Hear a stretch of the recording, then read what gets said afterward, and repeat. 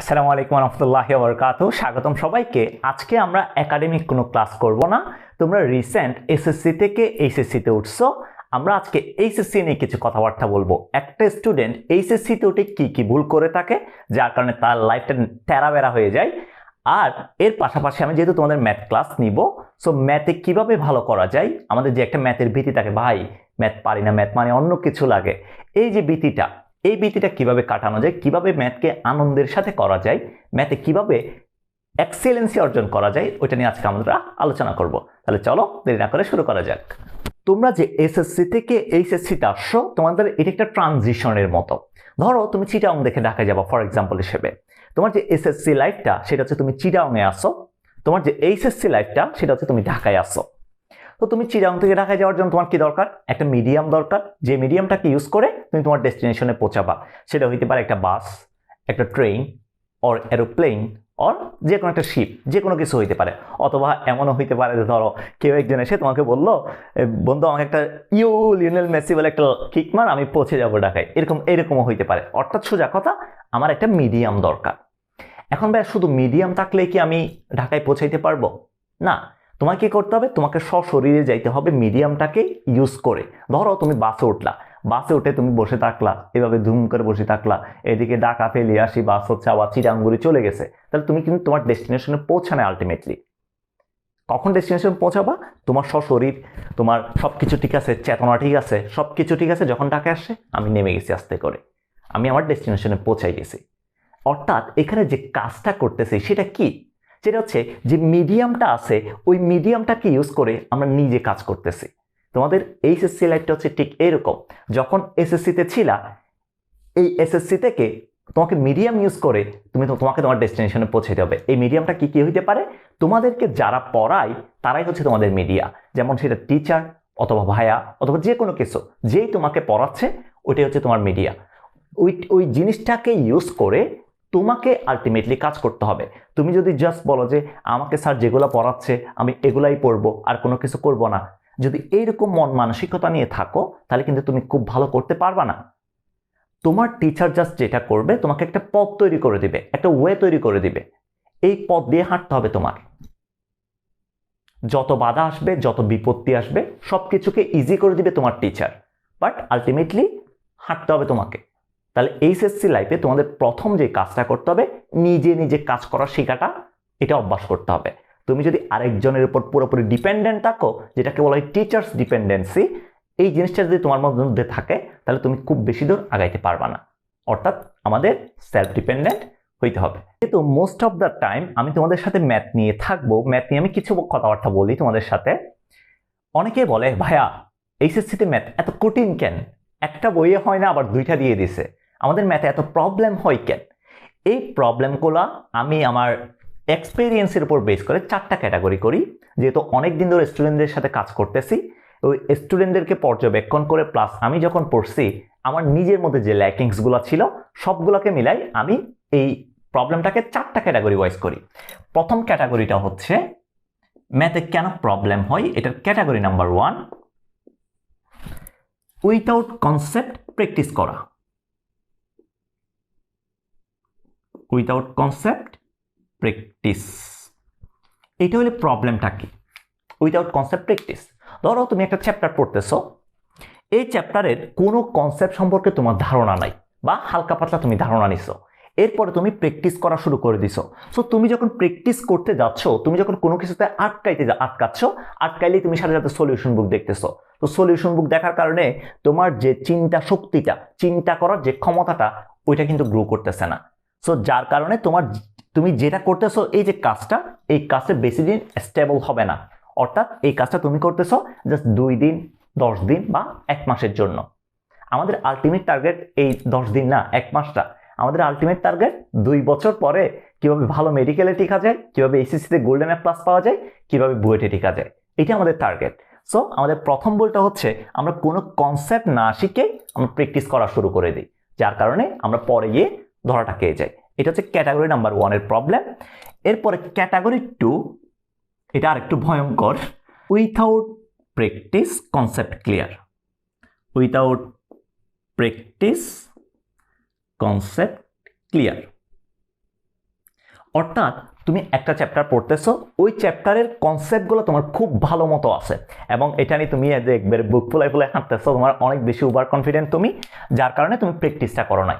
So এইটা করার কারণে তুমি ভুলটা কোথায় করছো, তুমি যখন এক্সাম দিতে যাবা তোমার ওই এক্সামের টাইমটা কিন্তু খুবই লিমিটেড হওয়ার কারণে তুমি প্র্যাকটিস না করার কারণে ওই জিনিসটাতে তুমি ফ্লুয়েন্ট না।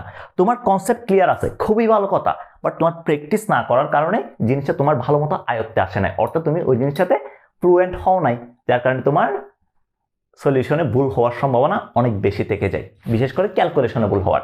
সেজন্য তোমাদেরকে যদি কনসেপ্ট ক্লিয়ার থাকে এটার পাশাপাশি অবশ্যই প্র্যাকটিস করা লাগবে। তার আবার কনসেপ্ট ক্লিয়ার না করে কেউ প্র্যাকটিস করতে যায়ও না, অর্থাৎ আমাদেরকে যদি ভালো করতে হয় তাহলে কনসেপ্ট প্লাস প্র্যাকটিস দুইটাই আমাদের লাগবে। আমি তোমাদেরকে অবশ্যই একটা ডেমো দিয়ে দিব কিভাবে আসলে ভাইয়া কনসেপ্ট এবং প্র্যাকটিস একসাথে করা যায়। এরপরে ক্যাটাগরি নাম্বার 3 প্রবলেম, 3 নাম্বার ক্যাটাগরির প্রবলেম। এই প্রবলেমটা একটু ওয়ার্ড, সেটা হচ্ছে ভয় পাওয়া। তোমরা অনেকেই আছো যারা ম্যাথকে ছোটবেলা থেকে ভয় পায়, এরকম অনেকেই থাকে, আমার অনেক ফ্রেন্ডই আছে। তাদেরকে যদি তুমি বলো 1 + 1 = কত, এটা দেখে এটা অ্যান্সার করতে অনেকে ভয় পায় যায়, ঠিক আছে? এটা ছোটবেলা থেকে তাদের অনেকের অভ্যাস, ম্যাথ ভীতিটা থেকে যায়। তুমি যদি এইচএসসিতে এসে তোমার ম্যাথ ভীতিটাকে রেখে দাও তাহলে যেটা হবে তোমার ম্যাথ করা হবে না। 2 বছর পরে দেখবা তোমার আলটিমেটলি ম্যাথে অনেক বেশি ল্যাকিংস থেকে গেছে। সো ম্যাথে যদি ল্যাকিংস থেকে যায় তোমার এইচএসসিতে প্লাস মিস যাওয়ার সম্ভাবনা অনেক বেশি।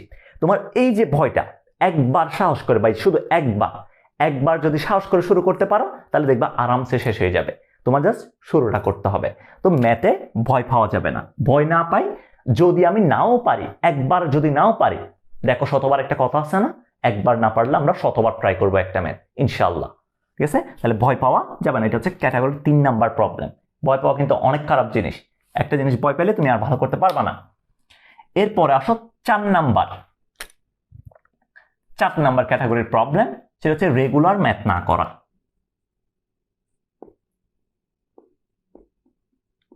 রেগুলার ম্যাথ না করা বা রেগুলার ম্যাথ না করা, এই কথাটার অর্থ কি? এই কথাটার অর্থ হচ্ছে, ধরো তুমি এক সপ্তাহের মধ্যে সোমবারে ম্যাথ করলা, তারপর হচ্ছে তুমি মাঝখানে অনেকদিন গ্যাপ দিলা, তারপরে এরপরে কোনো এক সপ্তাহে গিয়ে হচ্ছে তুমি শুক্রবারে ম্যাথ করলা, অর্থাৎ মাঝখানে অনেকদিন গ্যাপ পড়ে গেছে না ম্যাথের। সো অনেকদিন যখন গ্যাপ পড়ে যায় তখন তোমাকে যেটা করতে হয়, তোমাকে রিভার্স আবার কাজ করতে হয়, অর্থাৎ তুমি যেগুলো পড়ছো এগুলো কিন্তু কাজ হয় নাই, তোমাকে আবার রিভার্সলি এগুলো পরে নতুন পড়া পড়তে হয়, যার কারণে নতুন পড়ার জন্য তুমি খুব বেশি টাইম পাও না, তুমি বারবার এক জায়গায় হচ্ছে কি ঘুরপাক খাও, যার কারণে তোমার ম্যাথ বইটা ভালো মতো শেষ হয় না। সো তুমি যদি রেগুলার ম্যাথ করো, ধরো একটা ছেলে প্রত্যেক দিন 2 ঘন্টা বা 1 ঘন্টা করে ম্যাথ করতেছে, সে সুবিধাটা কোথায় পায়? সে সুবিধাটা পায়, প্রথম কথা সে অনেক বেশি ফ্লুয়েন্ট হয়, তার ক্যালকুলেশনের অ্যাকুরেসি অনেক বেশি হয়, তার হচ্ছে স্পিডটা অনেক বেশি থাকে। এরপরে তার কনসেপ্ট ক্লিয়ারিং প্লাস প্র্যাকটিস, এই যে ক্ষমতাটা, এই ক্ষমতাটা অনেক বেশি বেড়ে যায়। আরেকটা জিনিস যেটা তার জন্য সবচেয়ে বেশি ইফেক্টিভ, সেটা হচ্ছে তার চিন্তা শক্তি যেটা আছে, এই চিন্তা শক্তিটা অনেক বেশি গ্রো করে, যার কারণে তোমাদেরকে অবশ্যই ডেইলি 1 ঘন্টা হোক বা ডেইলি 2 ঘন্টা হোক, আমি সাজেস্ট করবো পার্সোনালি তোমরা ডেইলি 1 ঘন্টা বা 2 ঘন্টা রেগুলার ম্যাথ করো।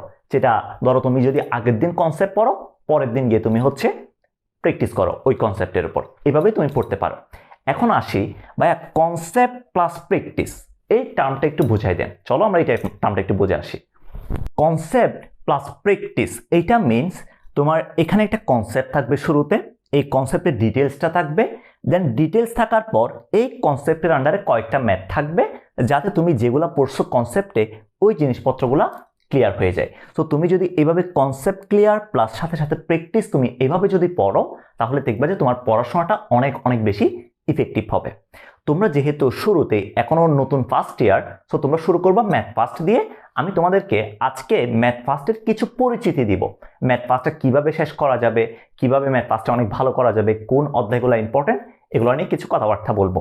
চলো, আমাদের যে ম্যাথ ফার্স্ট আছে, ম্যাথ ফার্স্ট, এই ম্যাথ ফার্স্টে টোটাল 4 ক্যাটাগরির চ্যাপ্টার আছে।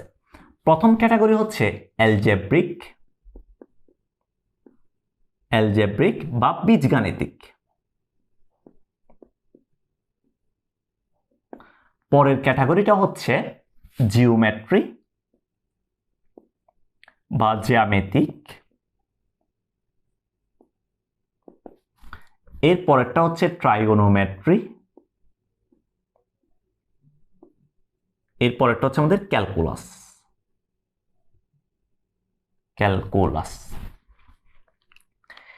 অ্যালজেব্রিকের মধ্যে আমাদের চ্যাপ্টার আছে ম্যাট্রিক্স অ্যান্ড ডিটারমিনেন্ট বা ম্যাট্রিক্স এবং নির্ণায়ক, একটা বাংলা একটা ইংলিশ হয়ে গেছে, ম্যাট্রিক্স এবং নির্ণায়ক। তারপর আছে হচ্ছে ভেক্টর। এরপরে আছে বিন্যাস ও সমাবেশ।